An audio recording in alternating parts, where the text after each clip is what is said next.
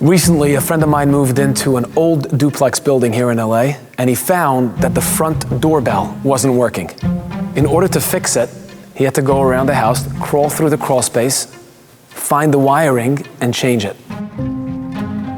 As he was crawling under the house, tapping around with his flashlight, he suddenly notices envelopes, papers, postcards, keys, coins. And he's wondering to himself, what's that doing there? How did it get there? It turns out that the mail compartment where the mailman would drop the mail into had a crack in it. And every now and then, some mail would fall through the crack into the crawl space. And for the past 100 years since the building was built, these envelopes piled up and collected dust. He took them outside, sat on his front step, and went through each piece.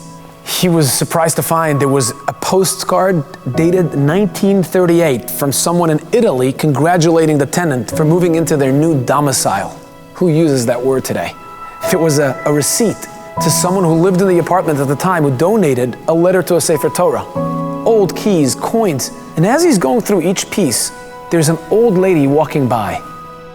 She walks over, introduces herself, and she says, you know, I lived there 25 years ago in the apartment upstairs, and some of my mail still comes to my old address. I'm wondering, is there any mail for me? They start going through the mail, and suddenly she sees an envelope with her name on it. And she says, oh my goodness, this is for me. She takes the envelope, she opens it up, and she sees there's a letter with 4 crisp $100 bills in it. It was dated to 1995, close to 30 years ago. And the letter reads, I know it's before the holidays right now and your financial situation is tough. I thought maybe you can use this extra money.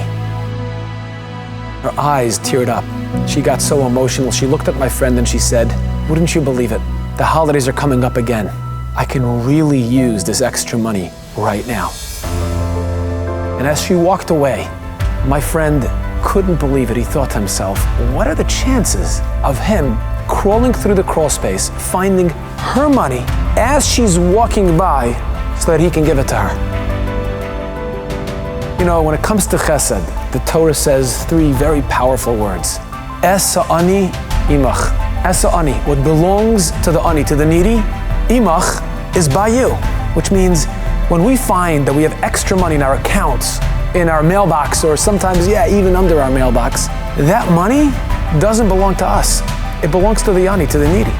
The only reason why Hashem put it in our possession is so that when the ani walks by, we can have the opportunity, the mitzvah, of giving it to him. The next time that opportunity comes knocking at your door, check in, dig deep, because chances are, as ani imach, what belongs to the needy is with you.